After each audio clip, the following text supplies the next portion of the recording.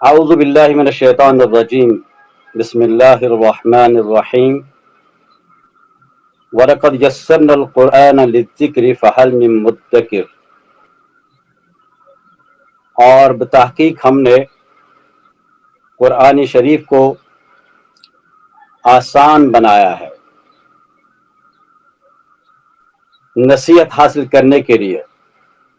کیا کوئی نصیحت حاصل کرنے والا ہے؟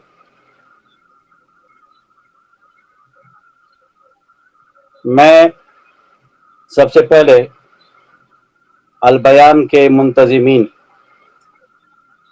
اور اس کے جو ذمہ دار ہیں، میں ان کو مبارکباد دیتا ہوں کہ وہ اتنا عظیم کام کرتے ہیں، اور تمام ان شرکاء جو اس وقت شریک گفتگو ہیں ان کو بھی مبارکباد دیتا ہوں۔ یہ جو تفسیری کام ہو چکا ہے، اصلاً اس کی بنیاد حضرت شیخ معین الدین نقشبندی رحمۃ اللہ علیہ، جو 11ویں صدی کے مشہور عالم، فقیہ اور مفسر رہ چکے ہیں۔ شیخ معین الدین نقشبندی اورنگزیب عالمگیر کے محبوب ترین انسان تھے۔ 1085 میں ان کا انتقال ہو گیا ہے، 50-60 سال انہیں عمر پائی ہے۔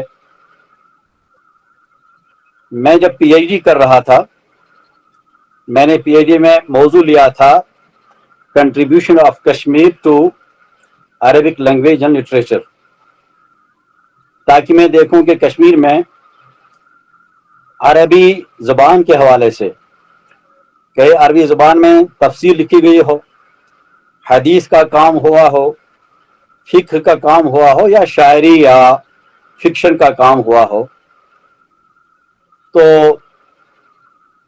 ان تمام چیزوں کو کھنگالنے کے بعد جو میرا موضوع تھا مساہمت اہل کشمیر فی اللغۃ العربیہ والادب العربی، وہ کتاب 2 جلد میں چھپ بھی گئی ہے۔ اس میں سے اور ایک کتاب نکلی ہے اماثل کشمیر، اس میں بھی علماء کشمیر کا تذکرہ ہے۔ پھر کشمیر مدارس کشمیر الاسلامیہ، وہ بھی اسی کتاب سے نکل گیا۔ تو یہ کتاب جو ہے مولانا معین الدین نقشبندی، انہوں نے 4 صدی 4.5 صدی پہلے اپنے زمانے میں تفسیر لکھی تھی، زبدۃ التفاسیر۔ زبدہ کہتے ہیں مکھن، تفاسیر کا مکھن۔ حالانکہ وہ تفسیر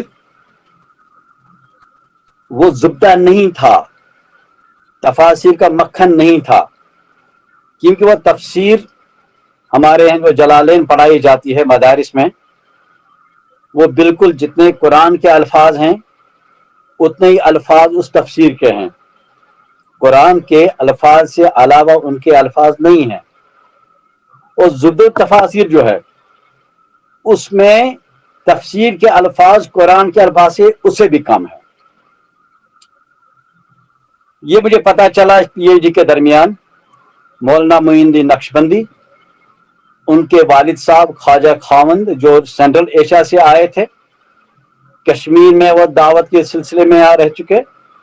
یا نقشبند صاحب کشمیر جو ویلی ہے، کشمیر جو سری نگر ہے، سینٹرل سری نگر میں ان کا ہے۔ معین الدین نقشبندی وہاں ہی تولد ہوئے ہیں اور وہیں ان کا،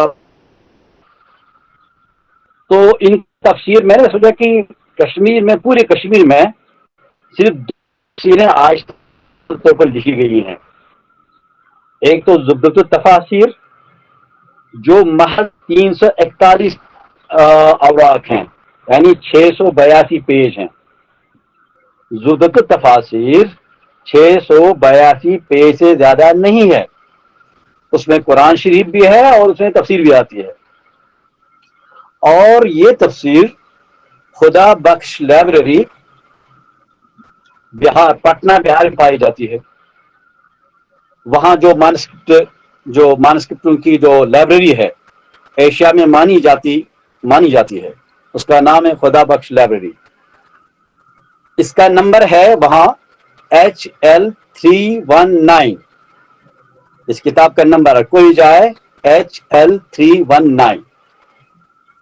میں وہاں گیا، میں نے اس کی فوٹو اتاری وہاں سے، پھر کشمیر لایا، پھر اس کو کمپیوٹر میں چڑھایا، پھر وہاں سے اس کا پرنٹ آؤٹ نکالا. پرنٹ آؤٹ نکالنا بھی بہت مشکل تھا، کیونکہ اس کی جو شرح کے الفاظ تھے وہ ریڈ انک سے لکھے ہوئے تھے، اور ریڈ انک 2002 میں شاید ایسا کوئی وہ نہیں، ٹیکنالوجی اتنی تھی ٹھیک نہیں تھی کہ وہ ریڈ وہاں سے نکلتا، وہ بالکل پھیکا نکلتا تھا. اور پھر یہ مخطوطہ ہے مینوسکرپٹ ہے جو ہاتھ سے لکھا ہوا ہے، اور 4.5 صدی پہلے. تو اس کی کیا حالت ہوگی؟ کہیں سے کوئی حرف جو ہے کٹا ہوا ہے، کہیں سے عبارت ہی کٹی ہوئی ہے، کہیں سے آیت ہی چھوٹی ہوئی ہے. پھر اس تفسیر کو لفظ بلفظ پڑھنا گہرائی کے ساتھ. پھر اس میں جو چیزیں پائی گئی، میں نے جو اس میں دیکھا کہ الحمد کا انہوں نے جو تفسیر کی ہے الشکر لکھا ہے، جبکہ الشکر سے، یہ مثال کے طور بتا رہا ہوں میں، الشکر سے الحمد کی تفسیر بالکل نہیں ہو رہی ہے، اور رب العالمین کا کچھ نہیں لکھا ہے. تو میں نے کہا کہ میں نے یہ من بنایا، میں الحمد کے جو اس کے ڈائمنشنز ہیں، یہ الحمد یہ کن یہ مدح یا حمد، جو 3 حرف ہیں، مد میم دال ہا میم دال، یہ کن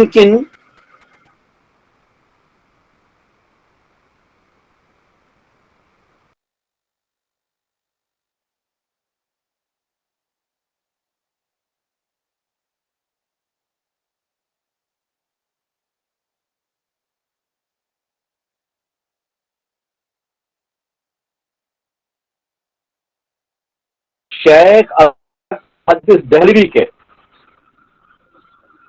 اور جو پورا جو اس کا ٹیکس ہے ان کی تفسیر کا، وہ 2 چیزوں پر ہے، 2 چیزوں ان کا فوکس ہے. تفسیر کا فوکس بھی 2 چیزوں پر ہے. ایک ہے الاحسان. احسان کے معنی ہے تہذیب القلب، دل کو سنوارنا، تنقیح اس سے غلاظتیں اور شرک و بدعت کو سے دور کرنا، کینے اور غیبت سے دور کرنا، پھر اس دل کی ایک ترتیب دینا، تنظیم دینا. اور جب دل، ان کا کہنا ہے کہ جب دل مسقف ہو جاتا ہے، دل جب سنور جاتا ہے تو اس کے اعمال بھی سنور جاتے ہیں. تو حدیث میں بھی ہے. میں نے اس وقت یہ بات اس وجہ سے چھیڑی کہ ہم سمجھیں کہ مولانا معین الدین نقشبندی کا فوکس اس پوری تفسیر میں کن چیزوں پر ہے. وہ کہتے ہیں کہ عبادت القلب جو ہے، دل کی عبادت جو ہے، وہ جوارح کی عبادت سے زیادہ اہم ہے، زیادہ افضل ہے. جو ہم عبادت کرتے ہیں، سجدہ کرتے ہیں، رکوع کرتے ہیں، ہاتھ استعمال ہوتے ہیں، ناک استعمال ہوتی ہے، گھٹنے استعمال ہوتے ہیں، سر استعمال ہوتا ہے وضو میں وغیرہ، مسح میں وغیرہ. کہتے ہیں جوارح جو اعضاء سے انسان عبادت کرتا ہے، اس سے افضل ہے قلب کی، یعنی قلب جب عبادت کرے. اس کی وجہ بتاتے ہیں، جب دل متوجہ ہو جاتا ہے کسی چیز کی طرف، تو جوارح اور اعضاء خود ہی متوجہ ہو جاتے ہیں. اور کہتے ہیں اگر جوارح اور اعضاء متوجہ ہو جائیں، یہ ضروری نہیں کہ دل بھی متوجہ ہو جائے، کیونکہ انسان کے اعضاء و جوارح، اس کے پارٹس آف باڈی جو ہیں، وہ دل کے ماتحت ہے، اور دل ان کے ماتحت نہیں ہے. اس لیے ان کا فوکس تھا احسان پر، یعنی دل کی عبادت، تہذیب قلب. اور وہ کہتے تھے، انہوں نے لکھا ہے اس تفسیر میں مقدمے میں، دل جو ہے عرش الرحمان ہے، رحمان کا عرش ہے، اور دل کا تغذیہ، دل کی غذا جو ہے وہ تقوی اللہ ہے، اللہ تعالیٰ کا ڈر ہے۔ اور یہ تقوی اللہ جو دل کی غذا ہے وہ قرآن کے بغیر کچھ بھی نہیں ہے، قرآن اور سنت ہے۔ یہ تو ایک چیز تھی ان کے احسان، یعنی عبادت قلب۔ دوسری چیز جس پر انہوں نے فوکس کیا پوری تفسیر میں، الوقت العقل والتفکر والتدبر، اس کے بعد نے عقل کو استعمال کیا ہے، تدبر اور تفکر کو استعمال کیا ہے۔ ان آیات میں یعنی قرآن کی آیات میں تفکر کرنا، افلا یتدبرون القرآن ام علی قلوب اقفالها، افلا یتفکرون افلا یتدبرون، ان نے کہا کہ آیات میں تفکر کرنا تطوع نماز سے افضل ہے، نفلی نماز سے قرآن کی آیات میں تفکر کرنا یہ اس سے افضل ہے، کیونکہ تطوعی نماز میں جو آپ نفلی زکوٰۃ دیتے ہیں، نفلی روزہ دیتے ہیں، یا نفلی جو آپ کا جو عمرہ ہوتا ہے، کہتے ہیں اس میں ریا آتا ہے، نفلی چیزوں میں ریا پیدا ہو جاتا ہے اور شہرت آ جاتی ہے۔ لیکن یہ دو چیزیں انسان جب تفکر کرتا ہے اس میں یہ چیزیں نہیں آتی ہے۔ تفکر انسان اکیلے کرتا ہے، اس میں کوئی وہ ریا اور شہرت نہیں آ جاتی ہے، اور تطوع میں ریا شہرت آ جاتی ہے۔ تیسری بات جو اس سے متعلق، کیونکہ یہ بیس تھی میری اس تفسیر کی، میں اس وجہ سے ان کے بارے میں بات کر رہا ہوں، جو مولانا معین الدین نقشبندی کے سامنے جو کتابیں تھی، تفاسیر تھیں، جن کی بیس پر انہوں نے قرآن کی یہ مختصر تفسیر لکھی، وہ ایک کتاب تھی معالم التنزیل، یہ محدث مفسر بغوی کی ہے، علامہ بغوی مشہور مفسر گزرے ہیں، محدث بھی گزرے ہیں، ان کی تفسیر ہے معالم التنزیل، یہ ان کے سامنے تھی جب یہ تفسیر لکھ رہے تھے۔ دوسری تفسیر جو ان کے سامنے اہم تھی لکھنے کے وقت وہ تھی تفسیر بیضاوی۔ تیسری تفسیر تھی الکشاف جار اللہ زمخشری کی۔ چوتھی تفسیر ان کے سامنے تھی الجلالین سیوطی، امام سیوطی کی۔ اور پانچویں تفسیر جن انہوں نے خوشہ چینی کی وہ تفسیر ابن کثیر تھی، علامہ ابن کثیر کی۔ یہ تو وہ چیزیں ہیں جو معین الدین نقشبندی نے اپنی تفسیر زبدۃ التفاسیر کے لکھتے وقت سامنے رکھا۔ میں نے کیا کیا، میں نے یہ تفسیر لے لی، میں نے اس کو گہرائی کے ساتھ پڑھا، اور یہ بات پھر آ گئی اس تفسیر میں معین الدین نقشبندی، کیونکہ وہ حنفی تھے اور یہاں وہ اپنے وقت میں مفتی دیاری کشمیر تھے، کشمیر کے مفتی مانے جاتے تھے،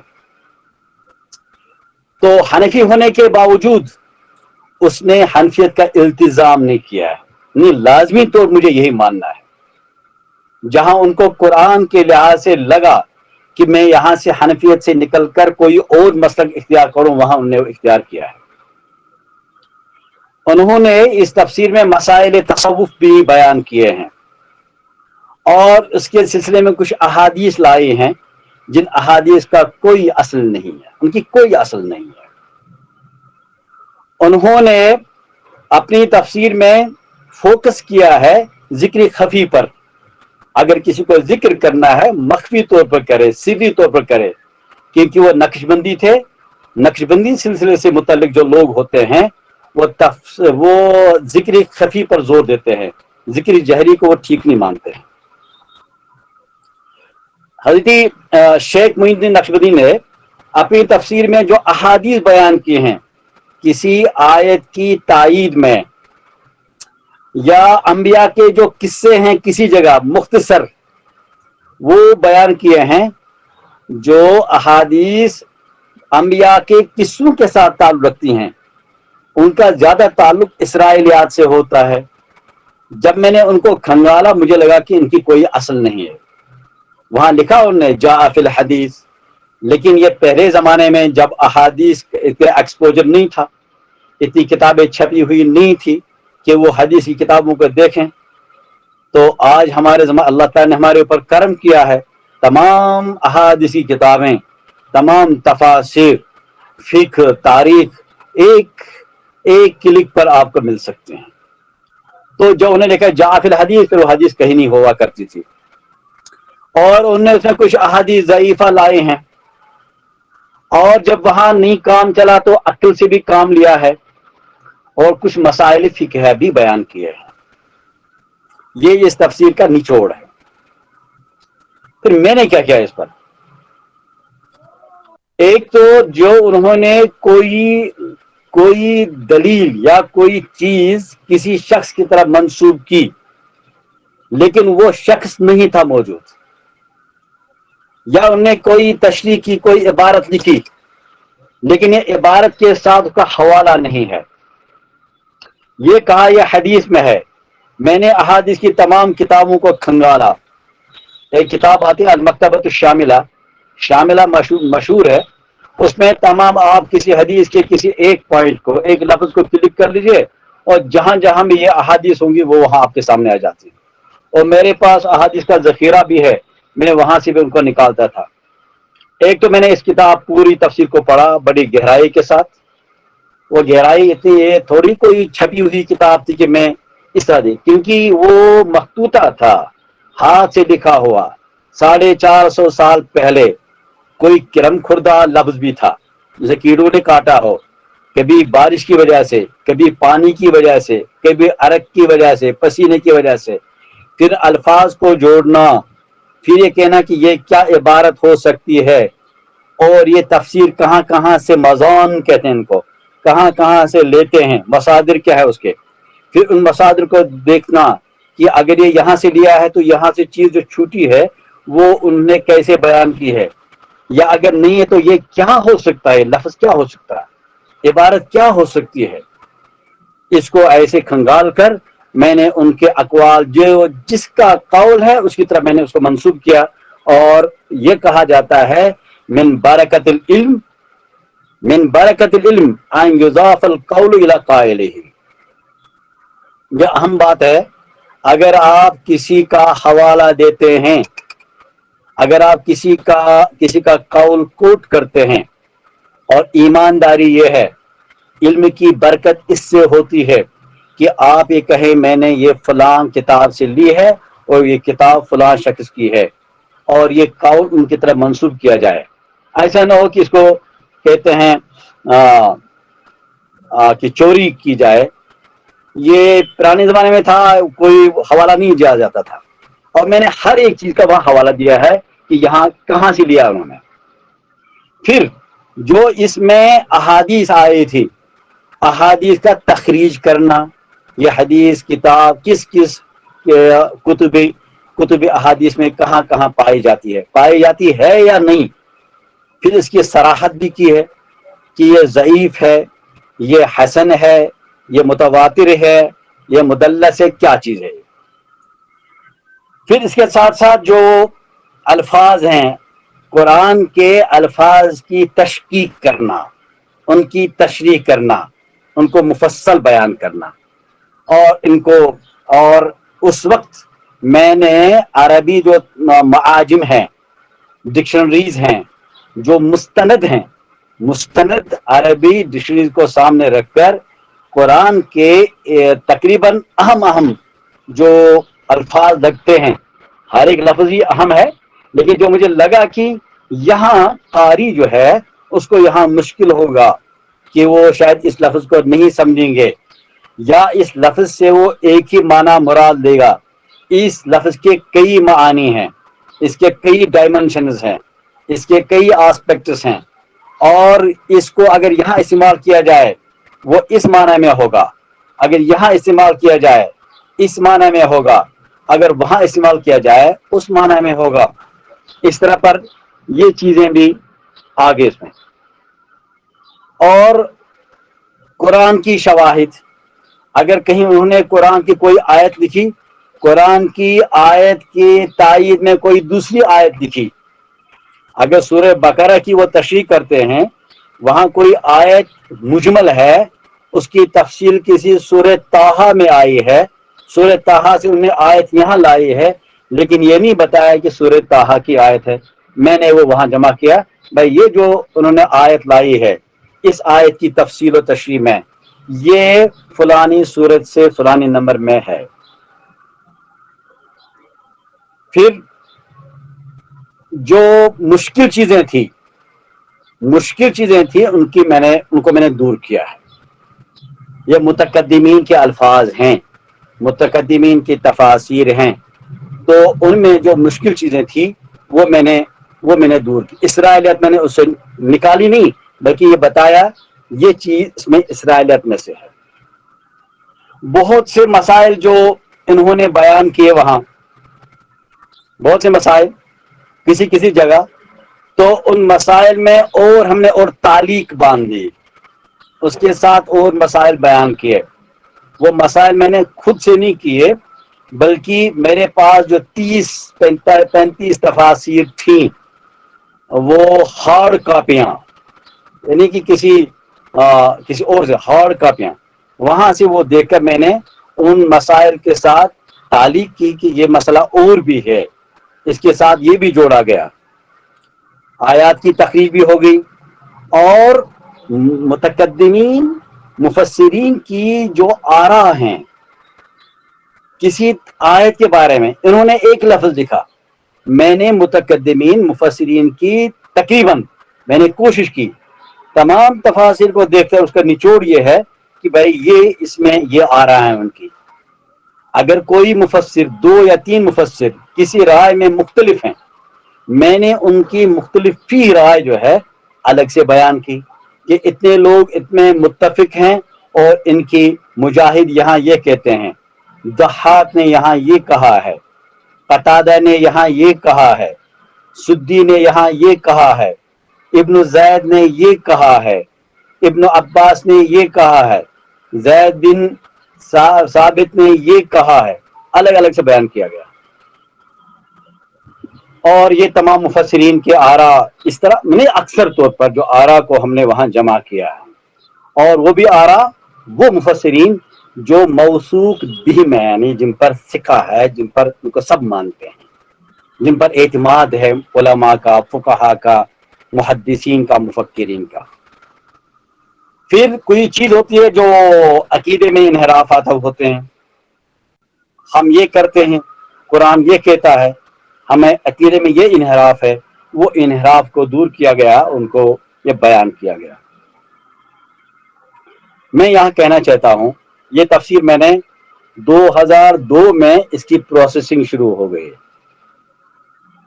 اور جب میں یہ تفسیر لانے گیا، زد و تفاسیر، جب میں پٹنہ گیا بہار، جب میں مغل سرائے پہنچ گیا، مغل سرائے میں جو میں نے ساتھ لیا تھا بکس اپنا جو اٹیچی ہوتی ہے، وہاں کپڑے وپڑے لیے تھے میں نے 1 مہینے کے لیے، مجھے یہ کتاب نقل کرنی ہے، تفسیر نقل کرنی ہے۔ مغل سرائے میں پہنچ کر 1 بجے پہنچ گیا، میں 2 بجے مجھے اترنا تھا۔ جو وہاں کچھ کشمیر کے تھے اس ٹرین میں ان سے کہا کہ میں کل رات نہیں سویا ہوں، نہ دن میں سویا ہوں، ذرا میں 1 گھنٹے تک سو جاؤں تو آپ ذرا میرے بکسے کا خیال رکھنا۔ 1 بجے جب میری آنکھ کھل گئی، بکسا ہی غائب تھا، اس میں 10-12 ہزار روپے تھے، جتنے کپڑے تھے، ٹوپیاں تھی اور باقی چیزیں تھے، اپنا لباس، وہ سب چوری ہو گیا۔ تو 1 بجے میں مغل سرائے میں نیچے آیا پٹنہ میں، اور خالی ہاتھ آیا۔ پھر میں نے اللہ تعالیٰ سے دعا کی کہ جان تو بچ گئی، اور پھر مسجد سے اذان ہو گئی 3 بجے، کچھ 3:30 بجے مسجد گیا، نماز پڑھی، اللہ تعالیٰ سے دعا کی کہ اللہ تعالیٰ میں بچ گیا تو کام تو نہیں چھوڑوں گا، کام تو نہیں چھوڑوں گا۔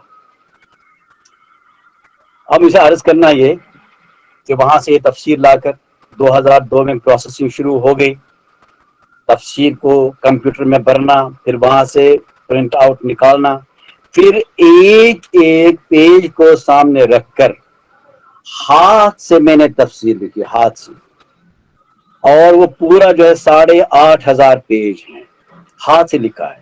اس کی تفسیر بھی حاصل کی، اور اس درمیان اتنے میرے مسائل بھی آ گئے، پریشانیاں بھی آ گئیں، لیکن میں نے اس کام کو ہاتھ سے نہیں چھوڑا۔ میں یہ عرض کرنا چاہوں گا کہ اب آپ کہیں گے بھائی اس میں تفسیر میں کوئی نئی چیز ہے کیا؟ نئی چیز اس طرح کوئی نہیں ہے، یہ نچوڑ ہے متقدمین مفسرین جو عربی تفاسیر ہیں ان کا نچوڑ ہے یہ۔ میں یہ بھی نہیں کہوں گا کہ پورا نچوڑ ہے، تو غلط بیانی ہوگی، پورا نچوڑ بھی نہیں ہے، جتنا مجھ سے ہو سکا۔ کوئی دعویٰ نہیں کر سکتا ہے مفسر آج تک کہ اس نے سب کچھ جو بیان کرنا تھا بیان کیا، نہیں کر سکتا انسان۔ یہ ایک ایسا سمندر ہے، ایسا بحر الکاہل ہے، بحر اوقیانوس ہے، جہاں جائے اور وہاں انسان حیران ہو جاتا ہے۔ سچ مچ یہ لگتا نہیں ہے انسان کو، جو اس میں جاتا ہے اس کو یہ یقین ہو جاتا ہے کہ محمد عربی پر سمجھ پر جو کتاب اتری ہے وہ سچ مچ الہی کتاب ہے۔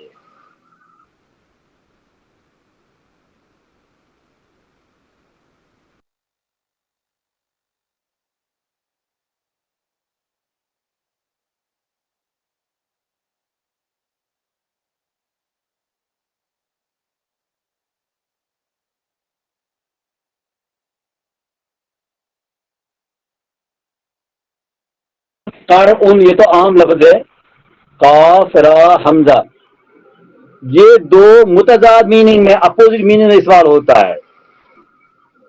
قارئون سے مانے حیض بھی اور طہر بھی۔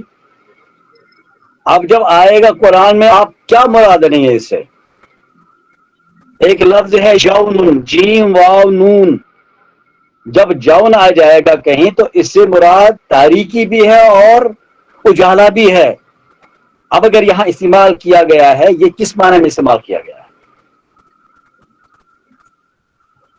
میں آپ سے یہ عرض کروں کہ میں نہ دعویٰ کرتا ہوں کہ سب کچھ میں نے کھنگالا ہے یا سب کچھ میں نے بیان کیا ہے، البتہ یہ میں کہہ سکتا ہوں کہ کشمیر کی پوری تاریخ میں سید علی حمدانی رحمۃ اللہ علیہ کے آنے سے آج تک اتنا ضخیم کام، اتنا بڑا کام نہیں ہوا ہے۔ تفسیریں دو لکھی گئی مکمل، ایک تو زبدۃ التفاسیر ہے جو 682 پیج پر مشتمل ہے، 682 پیج کل۔ دوسری تفسیر ہے مولانا ثناء اللہ امرتسری کے رحمۃ اللہ علیہ، عربک میں انہوں نے ایک ہی جلد میں ہے وہ تفسیر القرآن بالقرآن۔ وہاں حدیث انہوں نے ٹچ نہیں کیا ہے، وہاں فقہ اور کوئی دماغ ٹچ نہیں کیا ہے۔ جہاں قرآن کی کوئی آیت مجمل ہے تو وہاں دیکھا کہ اس اجمال کی تفصیل کس آیت سے ہو سکتی ہے، وہ آیت انہوں نے اس آیت کے ساتھ جوڑ دیا ہے۔ یہ دو چیز مکمل ہوئی، دو تفسیریں۔ اس کے علاوہ کوئی بھی تفسیر کشمیر کی تاریخ میں آج تک مکمل نہیں ہے۔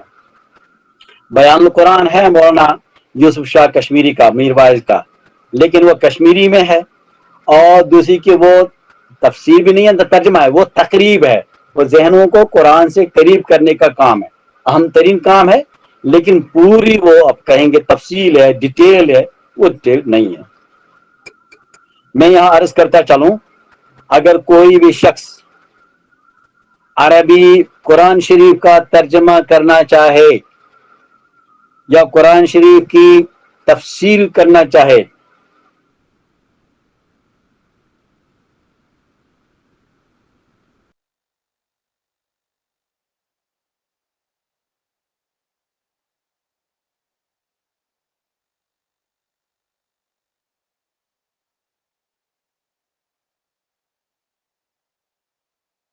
ہونی چاہیے تو جاہلی دور کے اشعار پر پوری گہرائی کے ساتھ وہ نظر ہونی چاہیے۔ جاہلی دور کی شاعری جس کے بارے میں عمر نے فرمایا یہ دیوان العرب ہے، یہ عرب کی تاریخ ہے، یہاں سے استشہاد کیا جاتا ہے۔ اشعار سے استشہاد کرنا، جب اشعاری معلوم نہ ہو، جب عربی کے ساتھ کوئی تعلق نہ ہو تو وہ اگر ترجمہ کرنے بیٹھے، اگر وہ تفسیر کرنا بیٹھے تو یہ ایک دھوکہ ہے،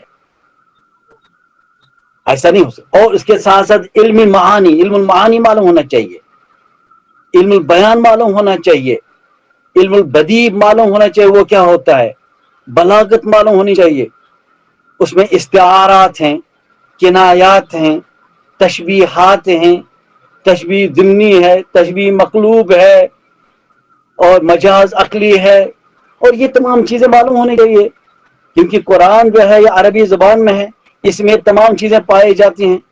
جب ان سے وہ بہرا ہو، جاہل ہو، وہ کیسے تفسیر کر سکتا ہے؟ پھر نحو معلوم ہونا چاہیے، صرف معلوم ہونا چاہیے، علم القراءت پر اس کی گہری وہ نظر ہونی چاہیے، اور علوم شرعیہ پر گہری نظر ہونی چاہیے، اصول قرآن معلوم ہونا چاہیے، تب ہی وہ قرآن کو گہرائی کے ساتھ یہ چیزیں نکال سکتے ہیں۔ ایک میں جو چیز لکھی جاتی ہیں ان پر تنقید نہیں کی جاتی ہے، کیونکہ لکھنے کے بعد کوئی ان کو گہرائی کے ساتھ پڑھتا نہیں کہ تنقید کرے، اور تنقید کرنے سے لوگ ڈرتے بھی ہیں، جیسے تنقید کی جائے تو وہاں سے کتنے لوگ جو ہے اس کو وہاں سے واپس آ جائے، کتنے ردود ہوں گے، کتنا رد فعل، کتنا ریاکشن کتنا خطرناک ہوگا۔ اہم چیز ہے۔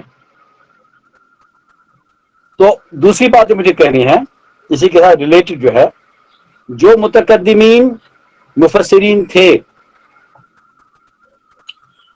جب انہوں نے تفاسیر لکھی، ان کی تفاسیر ان کو یدی علیا حاصل تھا، جب اسلام کا بول بالا تھا، مسلمانوں کا بول بالا تھا، یہ جو ہے یہ اموی پیریڈ ہے، یا عباسی پیریڈ اول ہے، عباسی پیریڈ ثانی ہے، یہ فاطمی دور ہے، یہ عثمانی دور ہے، جہاں مسلمانوں کا سب کچھ چل رہا ہے، تو اس وقت جو انسان جو ہے اپنے ماحول سے متاثر ہوتا ہے، جب ان کو اپر ہینڈ ہوتا ہے تو محدث بھی، مفسر بھی اور فقیہ بھی اپنے ماحول سے متاثر ہوتا ہے۔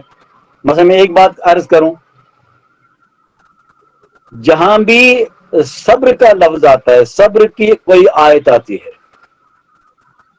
اے مسلمانوں صبر کرو، کیونکہ مسلمانوں کا اپر ہینڈ تھا، انہی کے سب چلتی تھی، تو جتنے مفسرین ہیں متقدمین وہ کہتے ہیں هذه الآیت منسوخۃ بآیت القتال، یہ صبر کی آیت قتال کی آیت سے منسوخ ہے۔ ہو سکتا ہے ان کے زمانے میں، ان کے وقت میں، ان کے عہد میں وہ صبر کی آیت منسوخ ہو، لیکن جس زمانے میں ہم آج ہیں، 1 صدی سے 2 صدی سے 3 صدی سے، یہ ہمارا اپر ہینڈ نہیں ہے۔ یہاں مفسر کی رائے مختلف ہو جائے گی، اس کی رائے بدل جائے گی، وہ کہے گا کہ ابن کثیر نے یہ جو کہا ہے هذه الآیت منسوخۃ، یہ آیت منسوخ ہے بآیت القتال، ابن کثیر کا وہاں اپر ہینڈ تھا حاصل، یہ ان کی یہ بات آج کے زمانے میں صحیح نہیں ہو سکتی ہے، بلکہ صبر جو ہے یہ محکم آیت ہے، یہ قیامت تک مسلمانوں کو کرنا ہے، قیامت تک کرنا ہے۔ اور دوسری بات، پھر فضول سوسائٹی، پہلے تو ایک ہی سوسائٹی ہوتی ہے، میرا محلہ میں تمام لوگ مسلمان ہیں اور کوئی یہاں ہندو نہیں ہے، اگر نصف ہندو ہوں گے غیر مسلم ہوں گے تو ان کے ساتھ میرا اٹھنا بیٹھنا، ساتھ میرا رویہ، ان کے ساتھ میرا انٹریکشن، ان کے ساتھ میرا کیا طور طریقہ ہونا چاہیے، آیات سے معلوم کریں، وہ آیات بتائیں گی۔ یہ چیزیں کہتے ہیں اذا تغیر الزمان تغیرت الاحکام، جب زمانہ بدل جاتا ہے تو احکام بھی بدل جاتے ہیں۔ تو اس طرح قرآن شریف پر جو چیزیں ہیں اس وقت میں لکھی گئی، اس وقت میں تفسیر کئی آیات کی اور ہو سکتی ہیں، آج وہ آیات جو منسوخ تھی وہ محکم بن جائیں گے، محکم بن جائیں گے. مجھے اپنے سامعین سے ایک عرض جاتے میں ایک عرض کرنا ہے. میں نے جو تفسیر لکھی ہے وہ مشکل حالات میں لکھی ہے. جتنی تفاسیر لکھی گئی ہیں وہ مشکل حالات میں لکھی گئی ہیں. جب حالات زبردست خراب ہے، باہر سے خراب تھے، میں اندر کام کر رہا تھا. میں نے ان حالات کو میں نے نگیٹو کو میں نے پازیٹو میں کنورٹ کیا.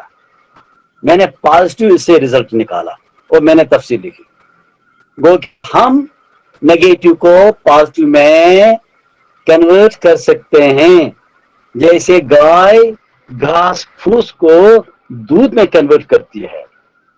ویسے ہی حالات اگر منحرف ہوں، حالات اگر آپ کے مخالف ہیں، ان حالات میں بھی آپ اپنے لیے پازیٹو نقطہ نکال سکتے ہیں. دوسری بات، کبھی نہیں کہنا چاہیے میں یہ کام کل کروں گا، آج کا کام کل پر مت چھوڑو. کبھی نہیں کہنا چاہیے، یہ اپنے ذہن سے نکالنا چاہیے، کیونکہ کل کے اپنے کام ہیں. جب وہ کام اور آج کا کام مل جائے گا تو یہ اور بوجھ بن جائے گا. آج کا کام آج ہی نپٹ لو، دن میں نہیں ہے تو رات میں نکالو، یہ کام نکالو. یہ بالکل یہ ورنہ مسائل پیدا ہو جاتے ہیں. تیسری چیز، کوئی بڑا کام مسلسل جدوجہد سے ہو سکتا ہے. میں نے جو شروع کیا، میں نے یہ ٹھان لی تھی، اگر میرے ہاں کوئی میت بھی ہو جائے، کسی کا کوئی ایکسیڈنٹ بھی ہو جائے، زبردست بیمار ہو جائے، اگر مجھے دن میں ٹائم نہ ملے، مجھے شام میں نکالنا ہے، مجھے رات کو نکالنا ہے. رات کو ٹائم دن میں تو 2-3 گھنٹے مجھے اس کام کے لیے نکالنے ہیں. اور یہ کنٹینیوسلی، بالکل اس میں وہ نہیں ہونا چاہیے، ناگا نہیں ہونا چاہیے.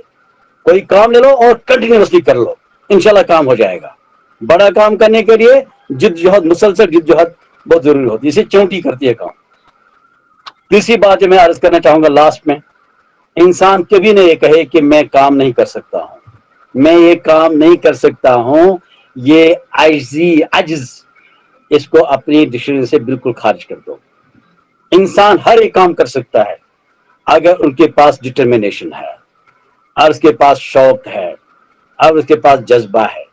جذبہ، شوق، یہ تمام چیزیں لے کر انسان بڑے سے بڑا کام کر سکتا ہے. اور انسان کو اللہ تعالیٰ نے بہت دماغ میں فلیکسیبلٹی دے دی ہے، وسیع دماغ دیا ہے، اس کے سیلز وسیع ہیں، وہ بہت سے بڑا کام کر سکتا ہے. انہی چیزوں پر یہ جو 10 جلدوں میں تفصیل لکھی گئی ہے، آج تک جو ہے کشمیر کی پوری تاریخ میں ایسا کام نہ ہوا ہے. میں نے کہا کہ میں نے کوئی مجھے اس میں وہ ہے، یہ اللہ تعالیٰ سے کرنا تھا، اللہ تعالیٰ کو کرنا تھا، اللہ تعالیٰ نے توفیق دے دی. اسی کی توفیق کے ہم ابھی بھی وہ جب تک مر جائیں گے ہم اسی کے محتاج ہیں. تو اللہ تعالیٰ کی توفیق سے یہ تمام کام ہوتے ہیں. اصل میں نے خواب دیکھی تھی، وہ خواب پوری ہو گئی. میں نے خواب دیکھا تھا بچپنے میں کہ کسی گندے ڈیر پر کچھ کاغذات ہیں، میں کاغذات کو اٹھا رہا ہوں. میں نے اپنے چاچے شمس الدین مفتی صاحب سے کہا میں کاغذ اٹھا رہا ہوں، ان کو صاف کر رہا ہوں. انہوں نے فرمایا کہ اللہ تعالیٰ آپ سے کوئی کام لے لے گا. سچ مچ مخطوطات پر میں نے سب سے زیادہ کام کیا کشمیر میں. اور میں کہوں گا ھذا تعویل رؤیا من قبل قد جعلها ربی حقا.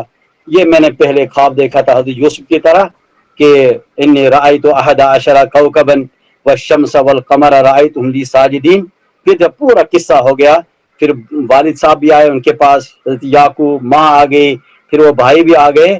پھر حضرت یوسف نے ان کا جواب میں کہا ھذا تعویل رؤیا. جب ان کے سامنے سجدہ ریز ہو گئے وہ اس زمانے میں، حضرت یوسف نے کہا ھذا تعویل رؤیا من قبل، یہ میرا پہلی وہی خواب ہے جو خواب اب پوجا ہو گیا ہے. الحمدللہ یہ خواب میرا پورا ہو گیا ہے. مجھے لگتا ہے کہ میں نے پورا ٹائم ہو گیا. اللہ تعالیٰ سے دعا مانگی اپنے لیے، تمام امت اسلامیہ کے لیے، تمام دنیا کے لوگوں کے لیے.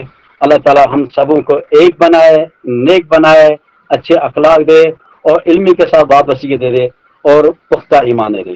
ربنا تقبل منا انك انت السميع العليم وصلى الله على محمد وعلى اله وصحبه.